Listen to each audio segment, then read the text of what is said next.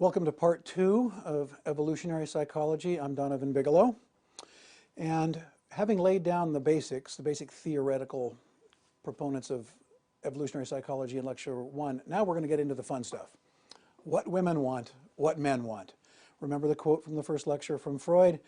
I have worked for 40 years trying to understand the human mind, and the one question that still eludes me is what women want, which I just thought was hilarious.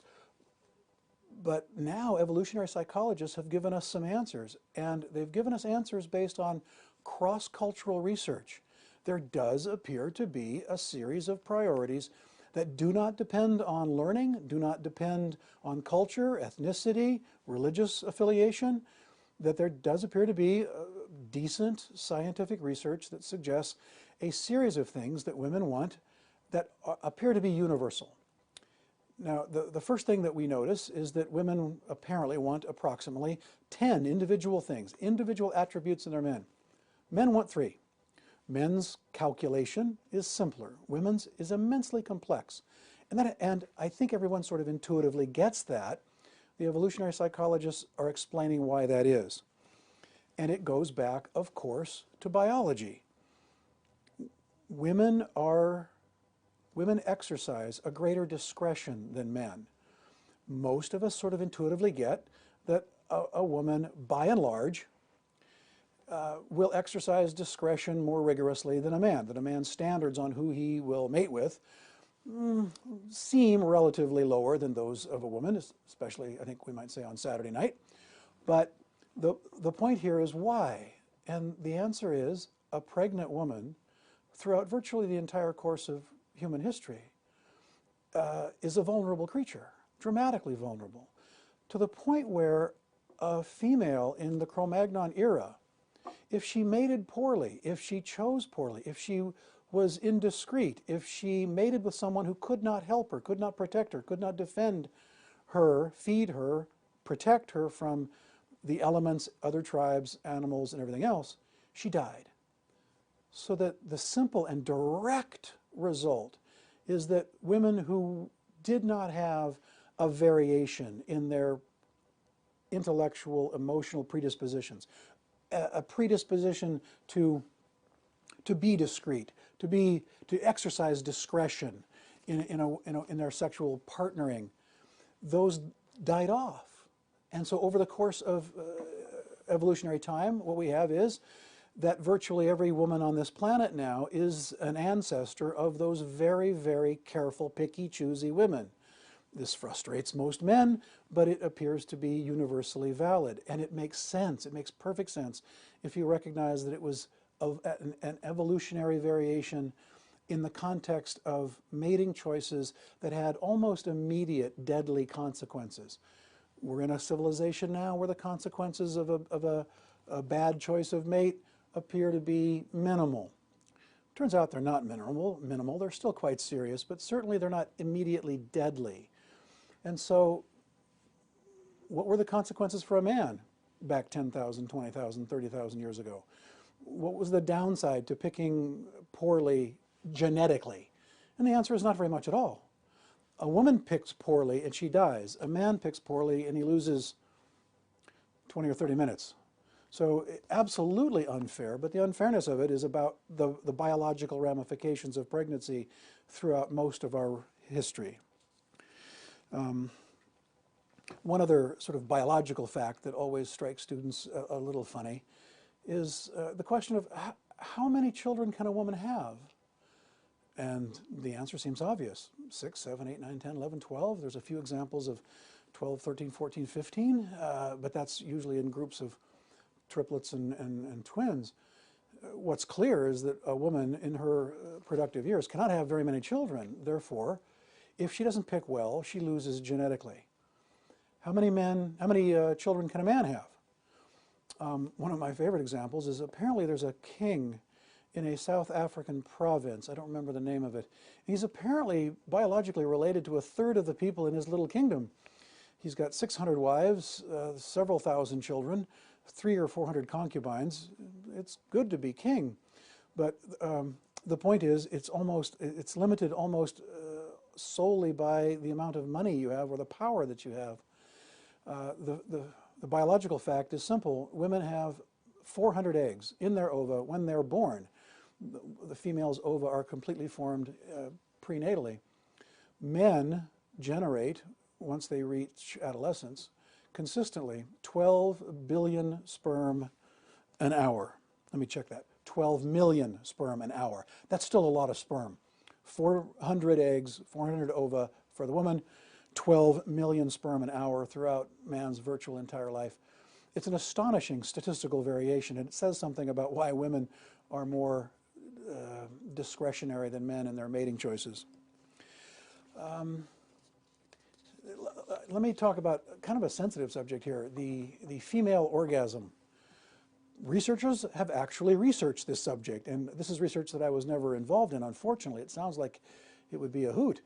But the question becomes, from the perspective of evolutionary psychology, what's the purpose of the male orgasm? And that's obvious: to deliver the semen to the egg to maximize genetic survival. Quite simple, quite straightforward. Of course it feels good. Anybody who sex didn't feel good to obviously didn't mate as well, therefore is no longer in the gene pool. We are the ancestors of those who really, really, really liked sex and really enjoyed it. For men, it's a simple calculation.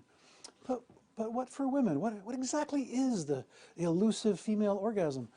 Researchers seem to suggest, having wired up women to look at muscular contractions in the uterus and elsewhere, the simple idea that an orgasm in a woman is an unconscious biological reaction to a superior man. That the muscular contractions of the orgasm actually proceed in a wave-like way that seems directly to have the effect of retention of semen and the movement and the assistance of the uterus, bringing that semen closer to the ova, increasing the likelihood of a fertilized egg. It's an astonishing fact that orgasms appear to be a relational dynamic, the approval of a woman to her mate choice. It suggests, now we have to be careful here because individuals are not statistical populations and there's plenty of exceptions to this rule.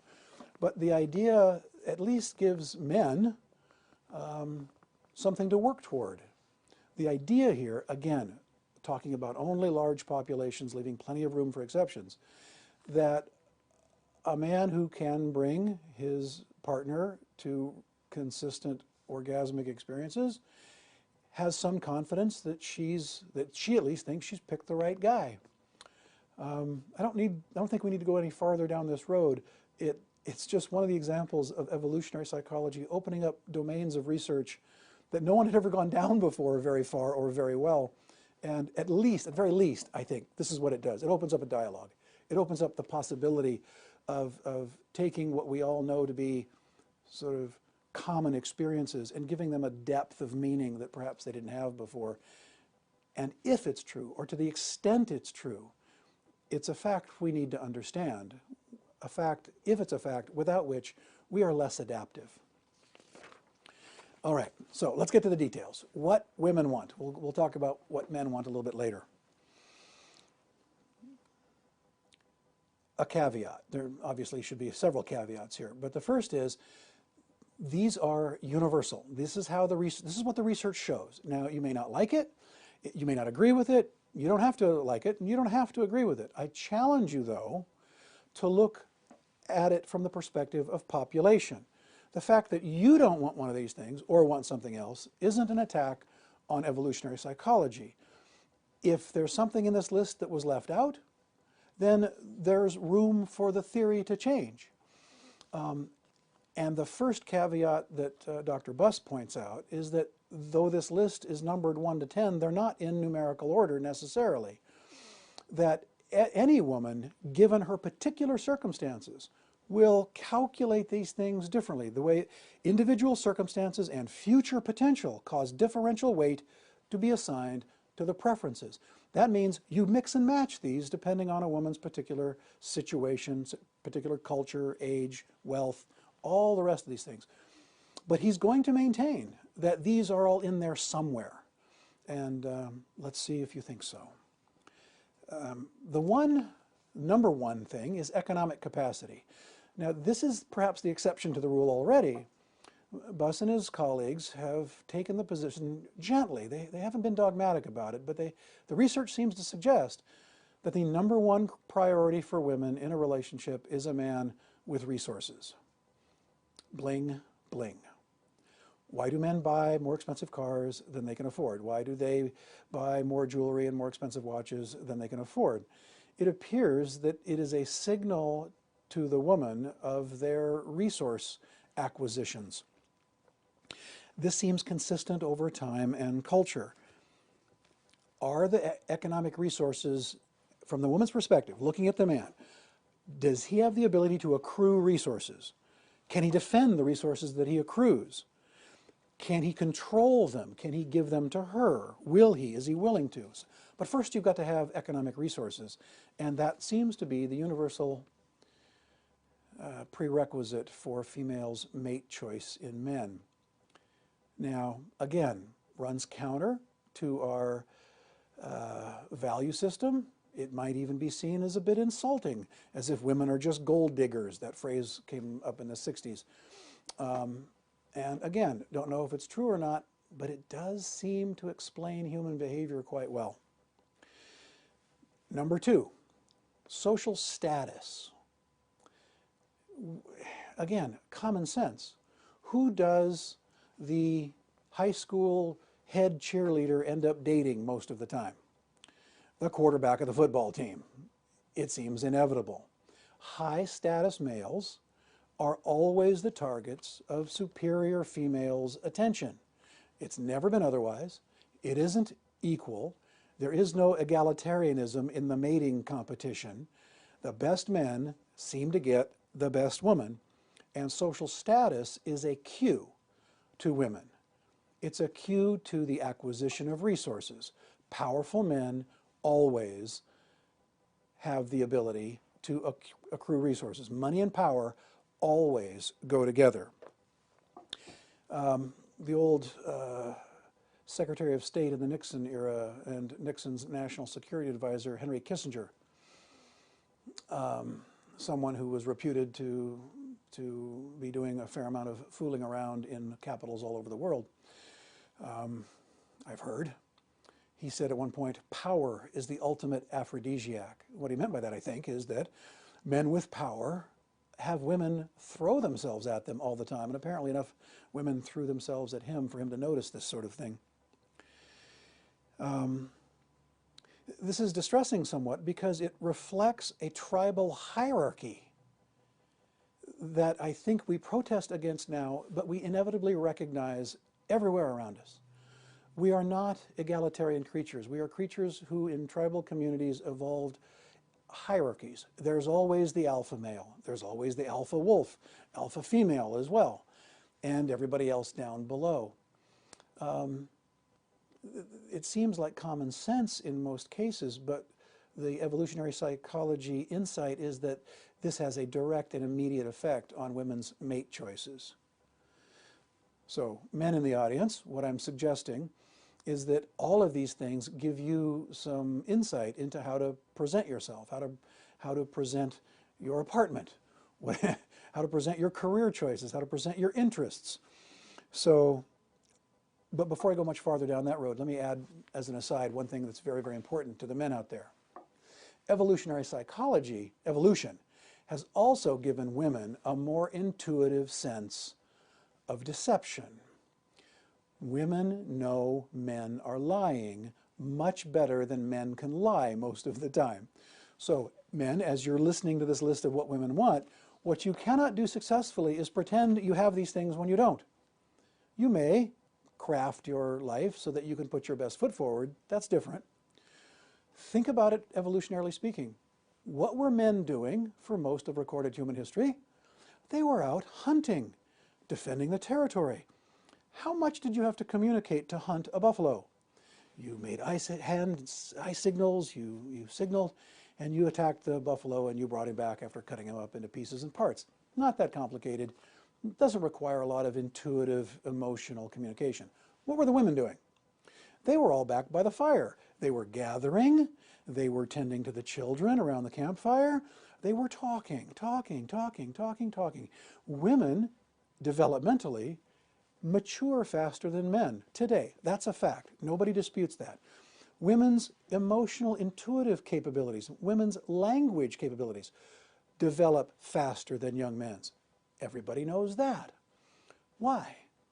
It appears that what men needed to survive in the Cro-Magnon era and before were these hunting skills, these territorial defending skills, these martial skills. They did not particularly need intuition in the relational dynamics between themselves. If they had a problem, they tended to fight, and that solved the problem. Women back in the campfire had to form coalitions, had to figure out how to create alliances, relationships. That increased their survival. That enhanced their chances of succeeding genetically. Alliances. That required an empathy. That required an intuition. That required communication skills, which men didn't need. And lo and behold, over the course of evolutionary time, we have women who are better at this, a skill that was necessary for their genetic survival. And now the differences between the genders in this issue is the source of endless comedians' jokes, but it makes sense seen from genetic survival. The point here is, guys, as you're taking notes on what women want and trying to put your best foot forward, please keep in mind that most of the time, if you're lying, she knows it. If she doesn't know it, it's because she doesn't want to know it, and that becomes a question of psychopathology, which we'll get to later. Intuition is dramatically more refined in the woman than the man. That's just a genetic difference that's true. As a psychotherapist, it makes it difficult for me sometimes. I have to work harder to be equal to a female psychologist. If I'm trying to sense my patients' difficulties, their struggles, it's harder for me to do that. It takes more training, it takes more of my own therapy experience, it takes more research on my part, it takes more effort. So there are some women who would think this is sort of payback, but the gender differences appear to be confirmed by most of the modern research, both in evolution and in the cognitive behaviorist sciences. And it's a warning to the guys listening to this, not to assume just because you've got your checklist out here that it's going to do you very much good at all. All right, economic capacity, number 1. Social status, number 2. Number 3, age. It is also universal that women want a man 2, 3, 4, 5 years older. It varies culture to culture. Some cultures want women want men 4, 5, 6 years older. In America, it's generally 2.5 years, give or take. Why? Why do women generally hang out with men slightly older? And the joke here, and it's not a joke for 9th or 10th grade boys, the loneliest place on the planet is a 9th or 10th grade boy, because the women in high school in his peer group are always dating the seniors, and the only women available are either down in junior high school, which can't be done or accessed or is illegal. And so it's lonely to be a 9th or 10th grade boy these days. Why do women prefer men older? The first answer is obvious. Maturing. Biologically, women mature quicker than men, and they want someone at least on their level. More importantly, it appears, to date an older man is to have a better picture of his resume, of his potential for the acquisition of resources. Every lady understands this. Do you want to date the guy on his way to a pre-med program in college, or do you want to date the sophomore who's still figuring out whether he wants to work at McDonald's or Burger King and not much beyond that? The answer is obvious. The explanation is in evolutionary psychology. It has to do with resume building. It has to do with maturity, stability, reliability. That's true too. But I think mainly it has to do with a clearer status picture. There's a downside. Older, but not too old. Most women will not date a man significantly older than them unless there are definite reasons in a particular place and time to do so. Again, this is an example of the exception more or less proving the rule. Everyone's aware of the stories in Hollywood and elsewhere where a very old man will marry a very young woman. if ever there was an example of resources being the priority, those cases prove it beyond much doubt at all. The downside to those unions are that there's very often a complete lack of compatibility, that they don't speak the same cultural language, they don't listen to the same music, they don't watch the same movies, they don't read the same books. So there's some tension involved if the age difference is too extreme. But again, both of these things can be true. And in the question of age, that seems to be a clear balance that women have. They want them older, but not too much older. Number 4, ambition, industriousness, and hard work, sort of variations on a theme. Ladies, you look for men that work hard, and sheer hard work is probably the best indicator ever of the potential for the acquisition of resources. And the other side of that is women's disdain, rather harsh disdain for the unemployed man. I've asked women in class all the time, assuming you're in a committed monogamous relationship and your man loses his job, how much time do you give him before you trade up, before he moves from the couch to the street, before you kick him to the curb? And the answers have shocked me. I have women who will say 2 weeks, 4 weeks, 1 month. I had one woman say two months, and most of the other women in the class were shocked that she would be so generous. If you ask the question directly and honestly, it appears that most women understand number 4 very, very well. They will not tolerate a slacker. Ambition, industriousness, and hard work are critical to most women's mating choices. What about the women who pick the slacker?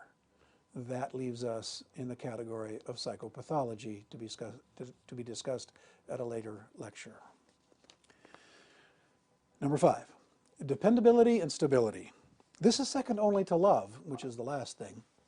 Dependability and stability.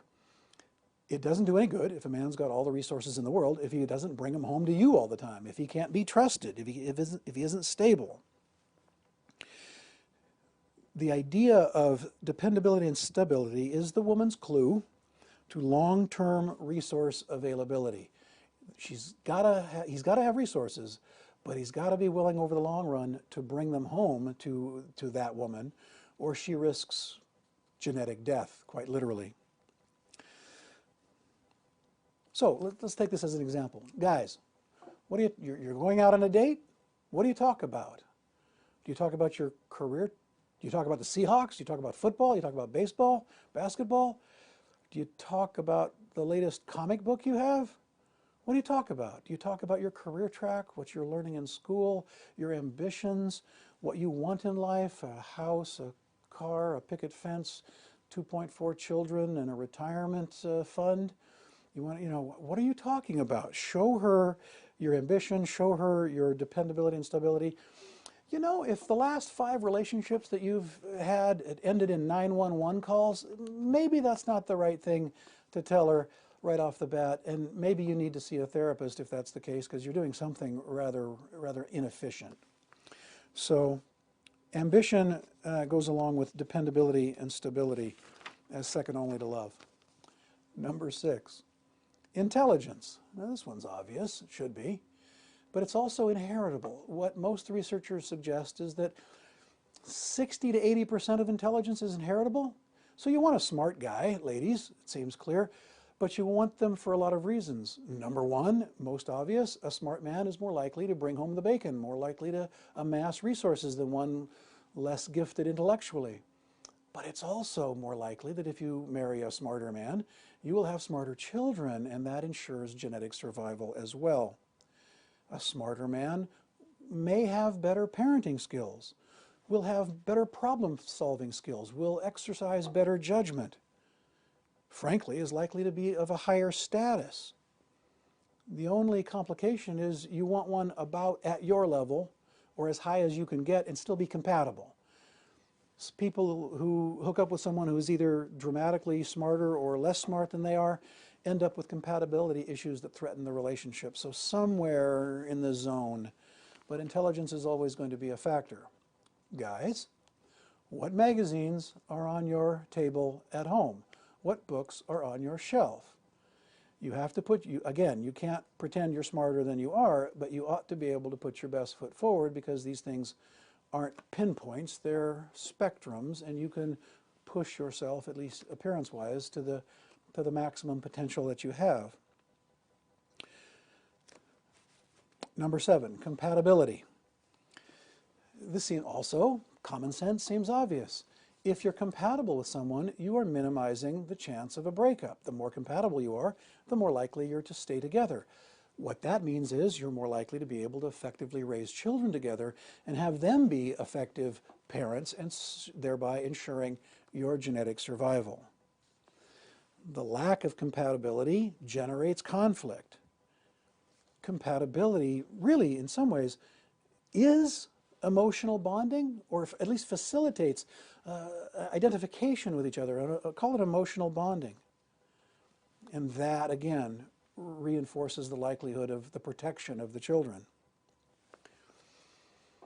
The next one's interesting, number 8, size and strength. Now, throughout all of evolutionary time, this one was obvious. A bigger, stronger man was likely to be a better hunter, defender of the territory. What about today? Is that true? No. Does that matter? Apparently not to most women. Several of the research results from Dr. Buss was that women prefer taller, stronger men, all other things being equal. And it seems like one of those predispositions we talked about, one of those biologically based predispositions, tendencies, preferences, that seems hardwired in women. It may have started as a preference that reflected directly on the woman's physical survival and that of her children, but it remains powerful in the modern culture where that sort of thing is much less likely to be immediately necessary. We do have 911. We do have guns. And the old joke was that God did not make men equal, Mr. Colt did. And women now have access to as many firearms as men do. So the tendency for women to prefer bigger, stronger men remains, I think, interesting and explained by this theory. Now, guys, what does that mean? What happens if you're not big and strong? Are you out of the mating pool? Well, no, of course not. The component here that I think is sophisticated is willingness, will. Even a big, strong man might be a coward and therefore unappealable or unappealing to a woman. Does your woman, men, looking you right in the eye now, does your woman know in her heart of hearts that if a bad guy comes out of the alleyway at her, you're going to stand in front of her, between her and him, and you're going to throw down, and if he gets to her, it's only going to be over your broken, bleeding body? If your woman knows that, you're the man. And it doesn't matter how tall, how short you are. It's willingness to defend and protect that makes such an importance now. And technology now literally makes men equal. And frankly, if you have some skill with weapons, you are any man's superior on the question of defending your woman. So there's also been research in the military that size, tallness, has always been associated with higher status. General officers, officers that make the rank of general, not surprisingly, are all significantly taller than most of the rest of the soldiers and other officers that get passed over for promotion. It's almost funny. You've got to be a very tall man to be a general officer most of the time in the American military. This is one of those facts that seem to prove some things going on in evolutionary psychology. Let me tell you a quick story here that sort of reinforces this. Two stories, actually. The first is 15 years ago or so, I was walking along Lake Washington. The woman I was walking with was a very powerful woman. She was a senior clinician in the field. She was a psychotherapist. She was wealthy. She was quite attractive. She drove a BMW and owned her own home, was kind of at the top of her game clinically, well respected in the field, basically as powerful as you can get. We were walking along the water, and just in front of us, over the lip of the little retaining wall, a muskrat jumped out and hit the water. A muskrat is a large rat-looking thing with a long tail. And it scared her, and she instantly jumped behind me, took hold of my arm, and it was the fastest movement I'd seen in a long time. And I wanted to joke. I wanted to say, well, don't you worry, little lady, I'll defend you against that vicious monster. It was a little muskrat, and it had jumped away. And this woman, so powerful, so intelligent, so at the peak of her game culturally, her instinctive reaction, without thinking, was to jump behind the big, strong guy. It's just an anecdote. It's just an anecdote. But it seemed, as I read the evolutionary material, sort of interesting. Second story. When I was a student in Germany, I was an exchange student at the University of Bonn. At the time, I was a martial artist, and I was training very seriously in full contact martial arts. There was a woman in another martial arts club in the same building. We were both 19, 20 years old at the time. And she was training in another club, and she was a very good fighter. I could see her. She was 5'10", strong, healthy build. Could do 200 push-ups on her knuckles. Amazing fighter. And we were walking one day, the two of us, in a bad part of town because we were broke students and that's the only place we could live.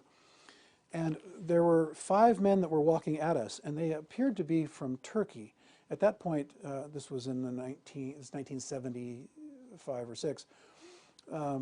There were immigrant populations in Germany of Turks that were they were not assimilating particularly well, and it was a bit of a social problem for everyone. And frankly, these 5 looked like they were going to be trouble. They were talking loudly, pointing. They might have been drinking. It's not clear. But they were pointing at her and saying things in Turkish that seemed quite dangerous, at least the tone of their voice and what they were looking at. And there was no one else around, and we were in some trouble, it looked like to me. And I said to her, as we walking, there was nowhere else to go. We had to keep walking, and I didn't think it would be appropriate to run or show fear. I whispered to her, you take the 2 on the left, I'll take the 3 on the right. And she said, okay. And I was actually kind of excited because my thought was, okay, if this goes bad, I got to take out those 3 guys really quickly because I really want to watch her take out those other 2. I had full confidence that she could. And later, in studying Dr. Buss's writings, it occurred to me that, wow, technology and our culture is so different than our Cro-Magnon ancestors, is providing opportunities for men and women to take the prerequisites, to take the predispositions that biology has given us, that evolution has given us, and take them in all kinds of creative ways. So I think what I tell you these silly stories, in part, to open up possibilities, to think differently about your place.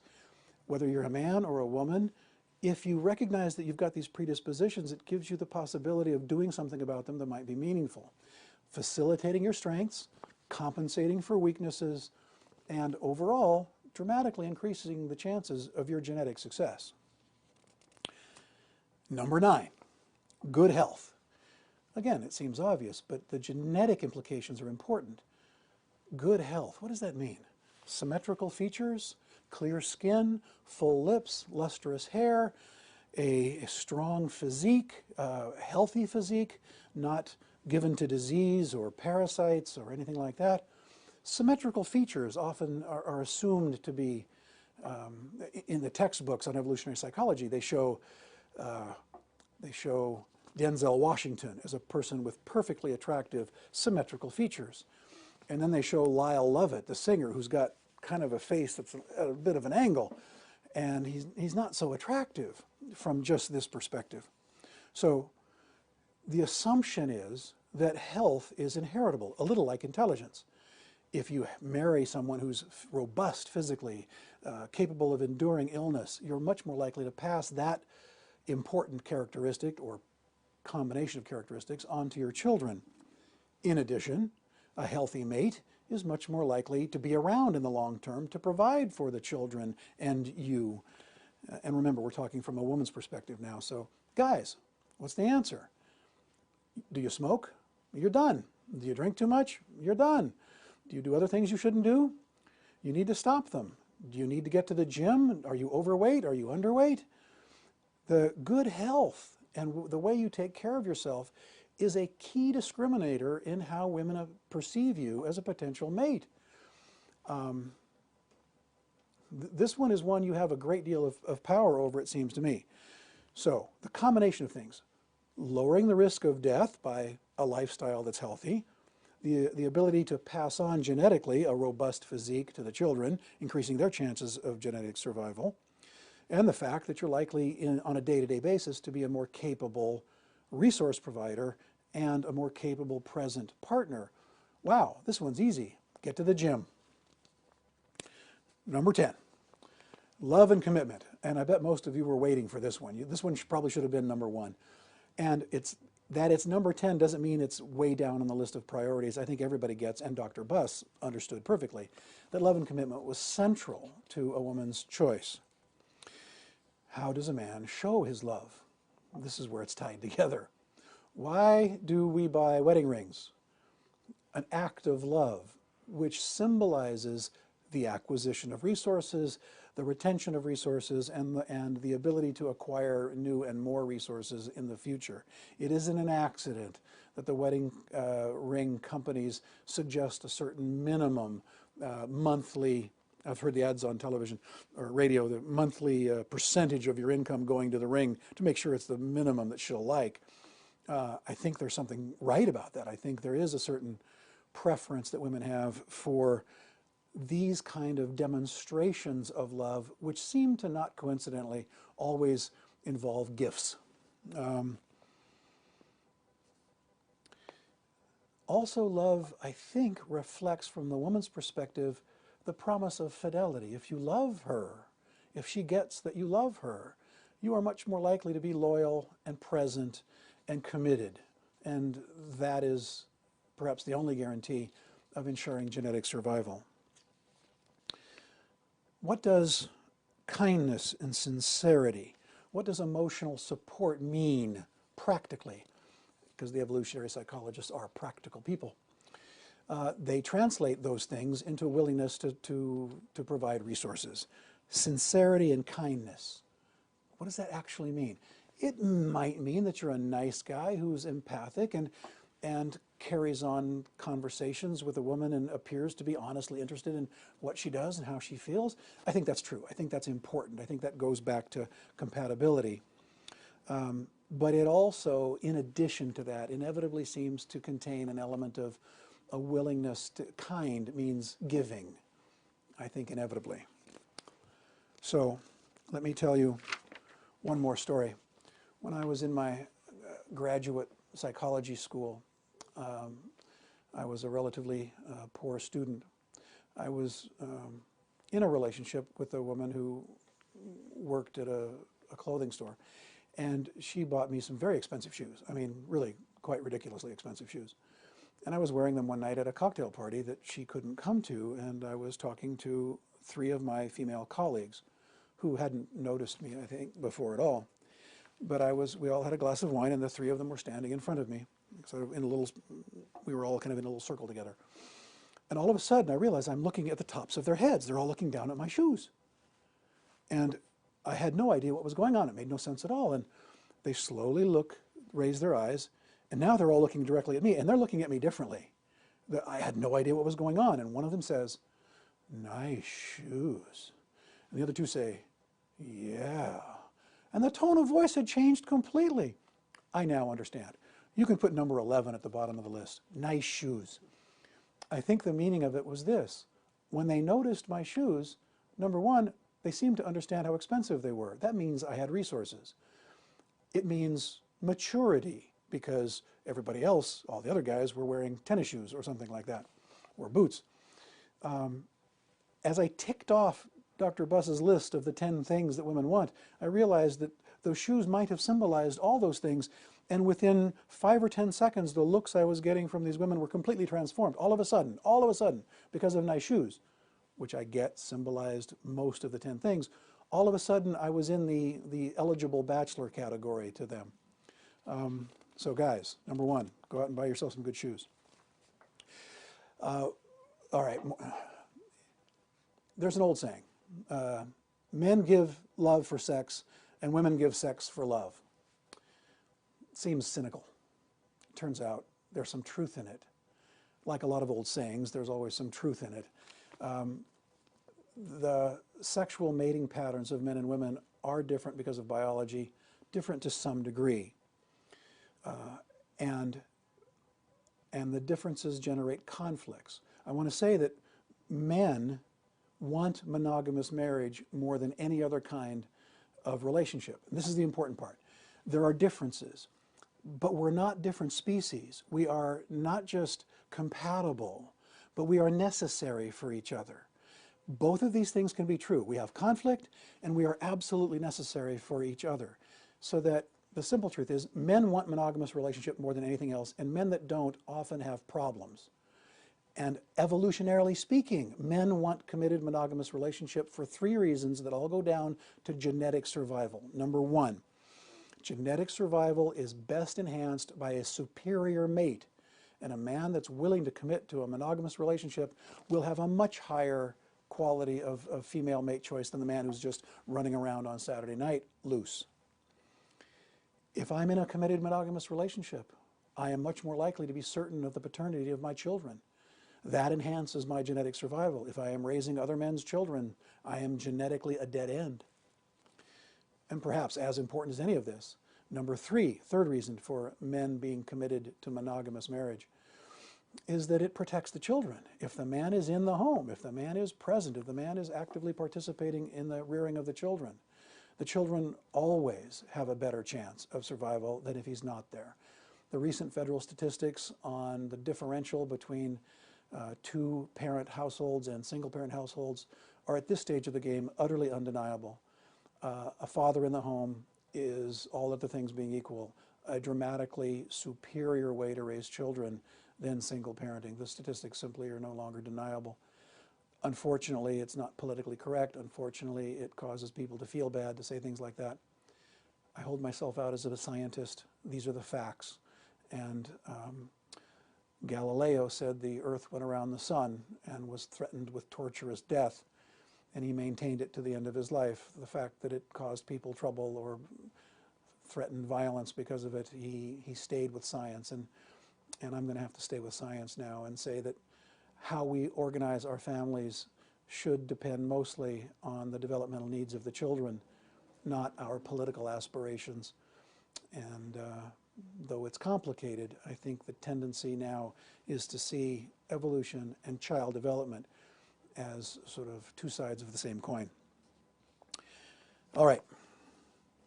I'll say it again, that if women criticize men's territoriality and aggression, it's in large part because men that weren't that way did not pass on genetics because our Cro-Magnon great-grandmothers wanted us that way. I was raised in the 60s, and I heard critiques from the early feminists about men treating women as sex objects. It's a serious critique, and if it's done, it's not good, obviously. But the simple fact is, since the beginning of humans on this planet, women have used men as success objects. And so the privileging of resources and all of the variations on that theme seem to open women to the same critique that women have been critiquing men for, just a variation on that theme. Evolutionary psychology, if it does nothing else, will make both genders a little more humble, I think.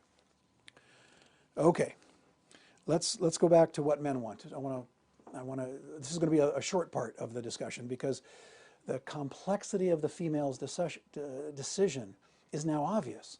She's got to pick a man who is likely to be there for a long period of time, is capable of adapting to a variety of environments, is willing to work hard to the point of death almost, literally defending the territory and the children. And how do you predict that? You can't predict the future. You can't read someone's mind. You don't know. So all of these things that women want, all of them at the end of the day are predictors of future status or predictors of future behavior that will lead directly to an enhanced genetic survival. All right, what do men want? In order for men to survive genetically, they first have to pick women who can mate, who can breed, who can raise, who can have children. So men's first priority is fertility. The 3 things men want: youth, beauty, and fertility. And the simple truth is, 1 and 2 are the same thing. In our culture, the idea of beauty, and I'm going to suggest universally, worldwide, without exception, beauty is the same everywhere. Beauty are just the indicators, the biological indicators of fertility. You can dress it up, you can put different colored paint on it, you can create variations on the theme, but at the end of the day, across the board, all over the world, men want the same things, want the same thing, and that's fertility, and it's indicated by the presence, or not, of beauty. Some specific things. Maybe this phrase, beauty equals fertility. The priorities for most men: youth, clear skin, full lips, small lower jaw, symmetrical features, white teeth, absence of sores, lesions, small ratio of hip to waist. Researchers actually measured female hip to waist ratio. So if the hips are 100, the waist is 70. So the classic, fairly normal hourglass female figure. It turns out that's what men want everywhere all the time. We don't want obese women, and we don't want little skinny women. Why? Why is it that men who in these researchers virtually always pick a woman who's really close to a 0.70 hip to waist ratio? It turns out medically that is the body shape most likely to be fertile. Skinnier than that, heavier than that equals less fertility, and there's something about human male evolution that has developed a predisposition to the kind of body most likely to be fertile. It's not culture, it's not Madison Avenue, it's not advertising agencies, it's not commercials on television. It's literally a biological, hardwired predisposition that goes directly to the question of fertility. So, youth and beauty, same thing. Fertility. What about number 3, fidelity? This is the other thing men want primarily. They want a woman that's loyal. They want a woman who will not cheat on him and will not, therefore, endanger his genetic survival. And that appears to be it. In all of Dr. Buss's researches, the idea here is that if a man has those two things, fertility and fidelity, that most of the time men will be mostly happy. There's something to that. This is where his research might be open to some objections. Personally, I think a man wants someone intelligent, about as intelligent as himself, maybe even a little better, inspiring him. I'm not sure that's true across the board, but it seems like it to me. Compatibility, same interests. I mean, if you like football and your wife hates football, you've got some problems and conflicts that generate conflicts perhaps unnecessarily if you'd pick someone more compatible. So some of the things that women want seem like they have parallel desires in the male, but the research suggests that these are the two main ones, and they're simple relative to the complex woman's calculation. Again, these desires are universal, inborn, not learned, not arbitrary, and not controlled by culture. This is a direct attack on the social constructivists who think that if we just educate men differently, then they'll stop being pigs. Turns out, not going to happen. That this is what men want at the biological level, and it's going to be virtually impossible to change unless you can change the nature of our very species. This can be managed. The problems with it can be managed. But if you think you can change human nature, like most utopians, you end up crashing against the rocks of human nature. You can't fool Mother Nature, they used to say, and perhaps you can't fool Father Nature either. What happens if men and women become wealthy and rich and powerful? Does this change things? And Buss's research, and he actually researched this, says no. We just want more of what we wanted before. We want more beauty. We want more fertility. We want lots of things, but they all come down to the same. We just want more. The type of desire men and women have, and women as well. Women want all the same things. They just want more of them. The achieving of your desires does not appear to significantly change the quality of the mate that you search out. That's fascinating to me. Let's talk about 3 or 4 sort of side issues that I think lend weight to this way of thinking. Number 1, what is the effect of pornography on all of this? and I want to be careful here. I don't want to come at pornography from a feminist standpoint. I don't want to come at it from a legal standpoint. I definitely don't want to come at it from a moral standpoint. I want to put those perspectives aside for just a minute. I only want to talk about the effect of pornography on relationships. I want to come at it from a psychological, emotional, perhaps evolutionary perspective. The one thing that seems clear about the effect of pornography is this: it is relationship acid.